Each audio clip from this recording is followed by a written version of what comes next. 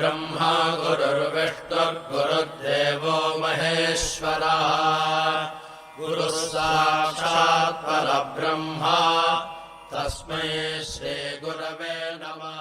ഞാൻ 1964 വീണ്ടും പുട്ടപർത്തിയിലേക്ക് പോയി. വേനൽക്കാലമായിരുന്നു. അക്കാലത്ത് വരാന്തയിൽ ഇരുന്ന എല്ലാവരെയും ഇന്റർവ്യൂവിനായി വിളിക്കാറുണ്ടായിരുന്നു. ഞാൻ തയ്യാറായി മന്ദിരിലേക്ക് പോകുമ്പോഴേക്കും വരാന്ത നിറഞ്ഞിരുന്നു. ഞാൻ പോയി പുറകിൽ നിന്നു. തലേദിവസം രാത്രി എനിക്ക് ഒരു സ്വപ്നം ഉണ്ടായിരുന്നു. അതിൽ സ്വാമി എന്നെ ഒരു അഭിമുഖത്തിനായി വിളിച്ചിട്ട് ചോദിച്ചു, എന്ത് വാർത്ത? പ്രത്യേകിച്ച് ഒന്നുമില്ല സ്വാമി. ഞാൻ മറുപടി പറഞ്ഞു, അങ്ങനെയാണെങ്കിൽ നീ പുറത്ത് കാത്തിരിക്കുക, ഞാൻ നിന്നെ വിളിക്കാം. സ്വപ്നവും അതിലെ അഭിമുഖവും രണ്ടും അവിടെ അവസാനിച്ചു. സ്വാമി താഴത്തെ നിലയിലെത്തി യഥാർത്ഥ ജീവിതത്തിൽ ഇവിടെ ദർശനം നൽകാൻ തുടങ്ങി. ഹാജരായ എല്ലാവരെയും, വരാന്തയിലുള്ളവരെ മാത്രമല്ല, അവിടുന്ന് അഭിമുഖത്തിനായി വിളിച്ചു. അതിനാൽ അഭിമുഖത്തിൽ പങ്കെടുക്കാൻ എനിക്ക് അവസരം ലഭിച്ചു. ഞാൻ അകത്തേക്ക് കയറിയപ്പോൾ സ്വാമി എന്നോട് ചോദിച്ചു, എന്ത് വാർത്ത? പ്രത്യേകിച്ച് ഒന്നുമില്ല സ്വാമി. ഞാൻ മറുപടി പറഞ്ഞു, അങ്ങനെയാണെങ്കിൽ നിങ്ങൾ പുറത്ത് കാത്തിരിക്കൂ, ഞാൻ നിങ്ങളെ വിളിക്കാം. യഥാർത്ഥ ജീവിതത്തിലെ അഭിമുഖം എന്റെ സ്വപ്നത്തിലെ പോലെ തന്നെ നടന്നു. അവസാനം എന്നെ വിളിച്ചു. ഉടനെ നിങ്ങളുടെ ഗ്രാമത്തിലേക്ക് പോകുക സ്വാമി എന്നോട് പറഞ്ഞു. അവിടുന്ന് ഒരു കാരണവും പറഞ്ഞില്ല. നമ്മൾക്ക് ചോദിക്കാനും കഴിയില്ല. ശരി സ്വാമി, ഞാൻ പോകാം എന്ന് പറഞ്ഞു. ഞാൻ പുറത്തിറങ്ങിയപ്പോൾ സായി ഗായത്രി രചിച്ച ശ്രീ ഗാണ്ടിക്കോട്ട സുബ്രഹ്മണ്യ ശാസ്ത്രിയെ കണ്ടുമുട്ടി. ഇന്ന് പോകരുത്, അദ്ദേഹം എന്നോട് പറഞ്ഞു. ഇന്ന് ശുഭമല്ല. ഞാൻ ചിന്താകുഴപ്പത്തിലായി. ഞാൻ ആദ്യം ഉച്ചഭക്ഷണം കഴിക്കാൻ ആലോചിച്ചു. ഉച്ചഭക്ഷണ സമയത്ത് സ്വാമി എന്നെ കണ്ടു. നിങ്ങൾ പോയില്ലേ? ഞാൻ നിങ്ങളോട് പോകാൻ പറഞ്ഞതാണല്ലോ. ശരി സ്വാമി, ഞാൻ പോകുന്നു എന്ന് ഞാൻ സൗമ്യമായി പറഞ്ഞു. വേനൽക്കാലമായതിനാൽ ഉച്ചകഴിഞ്ഞ് വളരെ ചൂടായിരുന്നു. എന്റെ ലഗേജ് കൊണ്ടുപോകാൻ ഞാൻ ഒരു കൂലിയെ ഏർപ്പെടുത്തി. പക്ഷേ അവസാന നിമിഷം അയാൾ ഉപേക്ഷിച്ചു. എന്റെ ലഗേജുമായി ഗേറ്റിനടുത്തുള്ള ഒരു തൂണിന്റെ അരികിൽ ഞാൻ നിന്നു. ബുക്കപട്ടണത്തിലേക്ക് എങ്ങനെ പോകാമെന്ന് ആലോചിക്കുകയായിരുന്നു. ആ ദിവസങ്ങളിൽ ഒരാൾക്ക് ബസ് പിടിക്കാൻ ബുക്കപട്ടണം വരെ പോകേണ്ടിയിരുന്നു. ഈ കടുത്ത വെയിലിൽ ബുക്കപട്ടണത്ത് എങ്ങനെ എത്തിച്ചേരാം? ഞാൻ ആലോചിക്കുകയായിരുന്നു. സ്വാമി, എന്തുകൊണ്ടാണ് അവിടുന്ന് എനിക്ക് ഒരു ജീപ്പ് അയക്കാത്തത്? ഈ ചിന്ത ഗുരുതരമായ മാനസികാവസ്ഥയേക്കാൾ അധികമായി ആകസ്മികമായിട്ടാണ് എന്റെ മനസ്സിൽ കൂടി കടന്നുപോയത്. ഏതാനും മിനിറ്റുകൾക്കുള്ളിൽ ഒരു ജീപ്പ് വന്നു. കൊത്തുചെരുവിലെ ബിഡിവയുടെ ജീപ്പായിരുന്നു അത്. സ്വാമി ഉണ്ടോ? അയാൾ ചോദിച്ചു. അവിടുന്ന് അവിടെയുണ്ട്, ഞാൻ മറുപടി പറഞ്ഞു. പക്ഷേ ദർശൻ സമയം കഴിഞ്ഞല്ലോ. നിങ്ങൾ 4 മണി വരെ കാത്തിരിക്കണം. എന്നാൽ നിങ്ങൾ തിരിച്ചു പോകൂ, അയാൾ ജീപ്പിൽ നിന്ന് ഇറങ്ങി ഡ്രൈവറോട് പറഞ്ഞു. ഉടനെ ഞാൻ അദ്ദേഹത്തോട് ഒരു ലിഫ്റ്റ് തരാൻ അഭ്യർത്ഥിച്ചു. പ്രശ്നമില്ല. അദ്ദേഹം അതനുസരിച്ചു. എന്നെ കൊത്തുചെരുവിലേക്ക് കൊണ്ടുപോകാൻ ഡ്രൈവറോട് നിർദ്ദേശിച്ചു. ഡ്രൈവർ എന്നെ ബ്രഹ്മണപ്പള്ളിയിലേക്ക് കൊണ്ടുപോയി. അവിടെ വെച്ച് അയാൾ പുറത്തുപോയി നല്ലപോലെ മദ്യപിച്ച് മടങ്ങി. ഈ ജീപ്പ് ഇപ്പോൾ പോകില്ല, അയാൾ പുലമ്പി. എന്റെ അപേക്ഷകൾ ശ്രദ്ധിക്കാൻ അയാൾക്ക് കഴിഞ്ഞു. 1 മണിക്കൂർ വൈകിയതിനുശേഷം അയാൾ എങ്ങനെയോ എന്നെ കൊത്തുചെരുവിലേക്ക് കൊണ്ടുപോയി. ഞങ്ങൾ അവിടെ എത്തുമ്പോഴേക്കും ബസ് പുറപ്പെട്ടിരുന്നു. എന്തു ചെയ്യും? അപ്രതീക്ഷിതമായി അപ്പോൾ ഒരു ബസ് ആ വഴി വരുന്നു. അത് നിർത്താൻ ഞാൻ ആംഗ്യം കാട്ടി. ബസ് നിർത്തി. അതിൽ സ്പെയർ ബസ് എന്ന ബോർഡ് ഉണ്ടായിരുന്നു.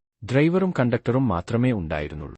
അവർ എന്നെ അകത്തേക്ക് കയറാൻ അനുവദിച്ചു. ധർമ്മവാരത്തിലെത്താൻ 1 മണിക്കൂറിലധികം സമയമെടുക്കുമെന്ന് ഞാൻ കരുതി. പക്ഷേ അരമണിക്കൂറിനുള്ളിൽ ബസ് അവിടെയെത്തി. ഒരു കുതിരവണ്ടി ഡ്രൈവർ എന്നെ അവിശ്വസനീയമായ വേഗതയിൽ ബസ് സ്റ്റാൻഡിൽ നിന്ന് ധർമ്മവാരം റെയിൽവേ സ്റ്റേഷനിലേക്ക് കൊണ്ടുപോയി. ട്രെയിൻ വളരെ മുമ്പേ പോയി കഴിഞ്ഞുവെന്ന് ബസ് സ്റ്റാൻഡിലുള്ള എല്ലാവരും എന്നോട് പറഞ്ഞു. അത് കൃത്യസമയത്ത് വന്നിരുന്നു. ഞാൻ അവിടെ എത്തുന്നതിന് 3 മണിക്കൂർ മുമ്പ് സ്റ്റേഷനിൽ നിന്ന് പോയിട്ടുണ്ടാകണമായിരുന്നു. പക്ഷേ ഞാൻ റെയിൽവേ സ്റ്റേഷനിൽ എത്തിയപ്പോഴും അത് പ്ലാറ്റ്ഫോമിൽ ഉണ്ടായിരുന്നു. എഞ്ചിൻ ഡ്രൈവർമാർ തമ്മിലുള്ള ചില തർക്കങ്ങൾ കാരണം അത് അവിടെ പിടിക്കപ്പെട്ടുവെന്ന് ഞാൻ പിന്നീട് അറിഞ്ഞു.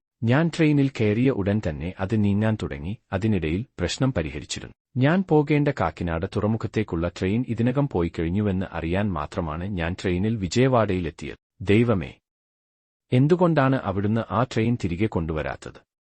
അങ്ങനെ ചിന്തിക്കുന്നത് അസംബന്ധമാണെന്ന് എനിക്കറിയാം. പക്ഷേ ആ ചിന്തയായിരുന്നു അപ്പോൾ എന്റെ മനസ്സിൽ കൂടിപ്പോയത്. ഞാൻ നിരാശനായി പ്ലാറ്റ്ഫോമിലെ ഒരു ബെഞ്ചിൽ ഇരുന്നു. അതേസമയം ഞാൻ ഇരിക്കുന്ന അതേ പ്ലാറ്റ്ഫോമിൽ ഒരു ട്രെയിൻ വരുന്നു. ട്രെയിൻ പുറകിലോട്ട് വരുന്നതിനാൽ എഞ്ചിൻ ഒന്നും കണ്ടില്ല. ചില ബോഗികൾ ഷണ്ട് ചെയ്യുകയാണെന്ന് ഞാൻ കരുതി. എന്നാൽ ട്രെയിൻ വന്ന് നിർത്തിയപ്പോൾ കാക്കിനാട് തുറമുഖത്തേക്കുള്ള ട്രെയിനാണതെന്ന് ഞാൻ കണ്ടു. ഞാൻ നേരത്തെ പിടിക്കേണ്ടത്. ഉടനെ ഞാൻ പ്രവേശിച്ചു. ഞാൻ ട്രെയിനിൽ ആയിരിക്കുമ്പോൾ ചില യാത്രക്കാർ എന്നോട് പറഞ്ഞു, ഇത് കുറച്ച് ദൂരം പോയതിനു ശേഷം ഇതിന്റെ റിവേഴ്സ് ഗിയർ മാത്രമേ പ്രവർത്തിക്കുകയുള്ളായിരുന്നു. അങ്ങനെ ട്രെയിൻ തിരിച്ചുവന്നു. പരിശോധനയ്ക്ക് ശേഷം എഞ്ചിൻ നന്നായി പ്രവർത്തിക്കുന്നുണ്ടെന്ന് കണ്ടെത്തി. തടസ്സമില്ല. അങ്ങനെയാണ് ട്രെയിൻ വീണ്ടും ആരംഭിച്ച് കാക്കിനാടയിലേക്ക് നീങ്ങിയത്. സുരക്ഷിതമായി ഞാൻ തദേപള്ളിഗുഡമിൽ ഇറങ്ങി. പക്ഷേ എന്റെ ഗ്രാമത്തിലേക്കുള്ള ബസ് പോയിരുന്നു. ദൈവമേ, ഞാൻ വീണ്ടും പ്രാർത്ഥിച്ചു, എന്തുകൊണ്ടാണ് അവിടുന്ന് ബസും തിരികെ കൊണ്ടുവരാത്തത്? 15-20 മിനിറ്റിനുള്ളിൽ ഞങ്ങളുടെ ഗ്രാമത്തിലേക്ക് പോയ ബസ് തടപ്പള്ളിക്കുടം വിട്ട ഉടൻ തന്നെ ചില പ്രശ്നങ്ങൾ ഉണ്ടായതിനാൽ മടങ്ങി. ഒരു പരിശോധനയ്ക്ക് ശേഷം ബസ് നല്ല നിലയിലാണെന്ന് കണ്ടെത്തി. അത് എന്നെയും കൊണ്ടുപോയി. പുലർച്ചെ 1:30 എന്റെ ലഗേജുമായി ഞാൻ എന്റെ ഗ്രാമത്തിൽ എത്തി. ലഗേജുമായി ഈ അസമയത്ത് എന്തു ചെയ്യും? ഞങ്ങളുടെ ഗ്രാമത്തിൽ ഞങ്ങൾക്ക് വേണ്ടി ജോലി ചെയ്തിരുന്നയാൾ ആ വഴിയിലൂടെ കടന്നുപോകുകയായിരുന്നു. അയാൾ എന്നെ കണ്ടു, എന്റെ അടുക്കൽ വന്നു, എന്റെ ലഗേജ് എടുത്തു. സ്വാമിയുടെ നിർദ്ദേശപ്രകാരം ഞാൻ സുരക്ഷിതമായും സുഖമായും എന്റെ വീട്ടിലെത്തി. എന്റെ ആൾക്കാരെല്ലാം സുഖമായിരിക്കുമെന്ന് കണ്ട് ഞാൻ ഒരു നെടുവീർപ്പിട്ടു. എന്തുകൊണ്ടാണ് സ്വാമി എന്നോട് പെട്ടെന്ന് എന്റെ സ്ഥലത്തേക്ക് പോകാൻ ആവശ്യപ്പെട്ടത്? ഇത് എനിക്ക് ഒരു പാഠമാണെന്ന നിഗമനത്തിലെത്തി. എന്റെ യാത്രയിലെ ഓരോ ഘട്ടത്തിലും എല്ലാ തടസ്സങ്ങളെയും അവിടുന്ന് എങ്ങനെ സൗകര്യങ്ങളാക്കി മാറ്റി എന്ന് നോക്കൂ. എന്തും ചെയ്യാൻ സ്വാമി നമ്മോട് പറയുമ്പോൾ അവിടുന്ന് നമ്മോട് ആവശ്യപ്പെടുന്ന കാര്യങ്ങൾ നടപ്പിലാക്കാൻ കഴിയുന്ന സാഹചര്യങ്ങൾ അവിടുന്ന് സൃഷ്ടിക്കുന്നുവെന്ന കാര്യം നാം ഓർക്കണം. അതിനുള്ള ശക്തിയും കഴിവും അവിടുന്ന് നൽകുന്നു. തന്റെ ഈ അനുഭവം ആർ. ഇന്ദ്രേശ്വര റാവു പ്രശാന്തി നിലയത്തിൽ വച്ച് ശ്രീ പർവ്വതല റാവുവിനോട് പറഞ്ഞതാണ്.